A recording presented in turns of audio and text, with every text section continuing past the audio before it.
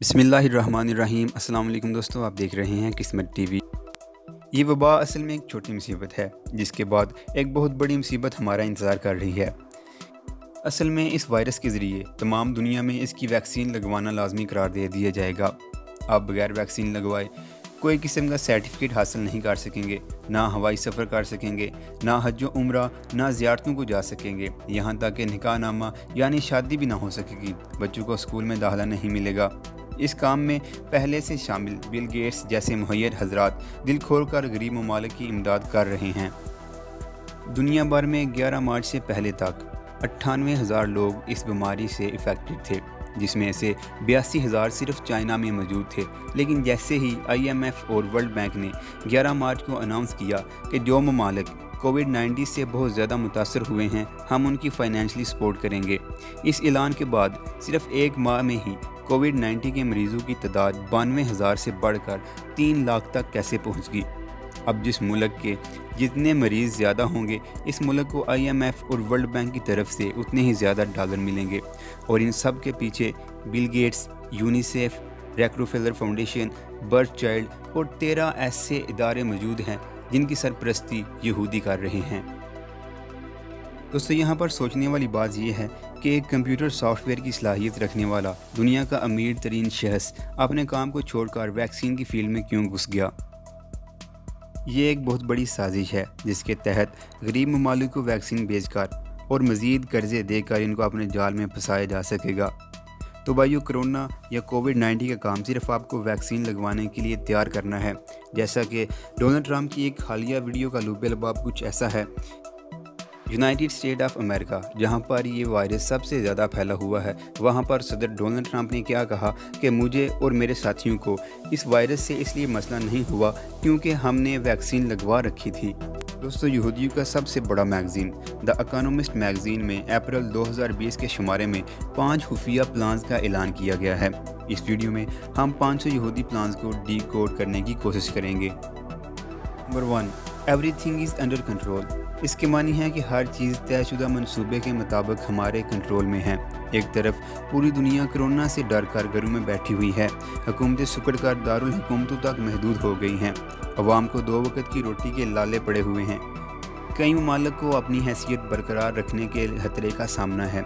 लेकिन आप देखें, वहीं यहूदी मैगज़ीन फहरिया कहता है कि एवरीथिंग इज़ अंडर कंट्रोल।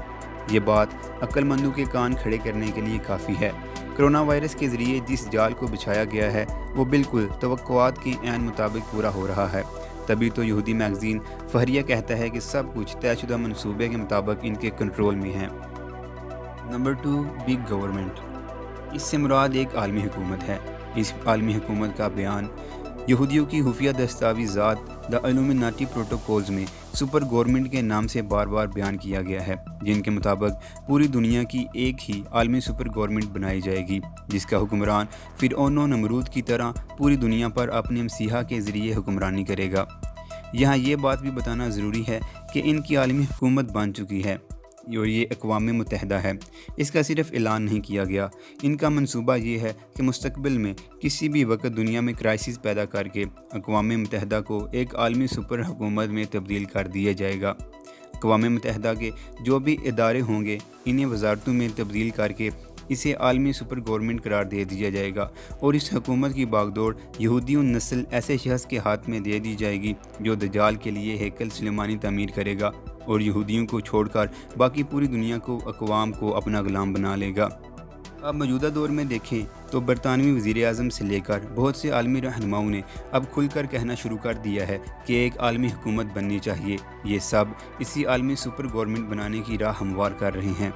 अगर अक़वाम मुत्तहिदा का कोई ऐसा हुक्मरान बन जाए जो वैक्सीन देने का ऐलान कर दे, तो क्या दुनिया का कौन सा मुल्क होगा जो इसको तस्लीम ना करे। Number 3, liberty. लिबर्टी का मतलब है आज़ादी। यहाँ आज़ादी से मुराद दुनिया को जो आज़ादी हासिल है, इसका कंट्रोल इस खुफिया हाथ के पास है जो इकोनॉमिस्ट ने बतौर अलामत अपने कवर फ़ोटो पर नुमायाँ किया है। ये वो खुफिया हाथ है कि जो पर्दे में रहकर पूरी दुनिया को चलाता है। आप इस हाथ को यहूदियों के 13 खुफिया ख़ानदान समझें जो पूरी दुनिया की मईशत, ज़राअत, मीडिया, हुकूमत, अलगरज हर चीज़ की बागडोर संभालते हैं। इस सब के अलावा world bank, IMF, WHO, UNICEF, Rockefeller foundation, birth child और इस तरह के तमाम बड़े बड़े अदारों की फंडिंग्स भी यहूदी करते हैं। अक़वाम मुत्तहिदा के तमाम बड़े अदारों के सरबराहान भी इनके अपने ही लोग हैं और इनमें से भी ज़्यादा यहूदियों नस्ल हैं। नंबर 4, वायरस यानी कि कोरोना वायरस का कंट्रोल भी इसी खुफिया हाथ के पास है। जब पूरी दुनिया वायरस के खौफ से कांप रही है तो ये लोग कौन हैं जो कहते हैं कि वायरस इनके काबू में है? इसराइली वज़ीर दफ़ा खुद कहते हैं कि हमें वायरस से कोई परेशानी नहीं, क्योंकि जब 70% आबादी को कोरोना मुतासर कर लेगा तो फिर अज़हुद ख़त्म हो जाएगा।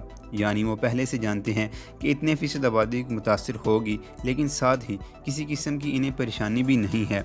ये इस बात की इलामत है कि पर्दे के पीछे वो बहुत कुछ जानते हैं, जब ही बिल्कुल मुतमिन है, इसलिए ना लॉकडाउन करते हैं और ना ही इन्हें कोई परेशानी है, बल्कि एलानिया कहते हैं कि वायरस इनके काबू में है।